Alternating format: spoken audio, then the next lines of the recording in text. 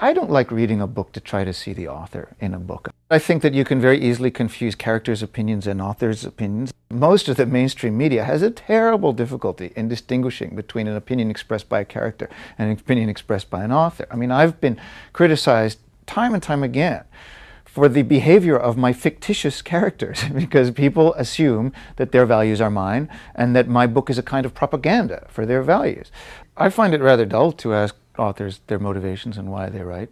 I find it just as dull as asking authors what their writing schedule is and what time they get up in the morning and whether they use a word processor or whether they're a typewriter. I had very much admired Samuel Beckett, not just for his work, which I greatly admire, but because he would refuse to answer any questions about it. And in fact, he would just say, it's nonsense, probably nonsense. I don't know, I wrote it drunk. I don't know anything about what it means. You tell me what it means. It's very dense and difficult to penetrate Beckett's work. It's very difficult to know what it means. And if it were easy, then there would be no point to it. If there were an answer, if he could say, oh, it's about this, this, and this, it's a riddle with this answer, then we wouldn't need the work.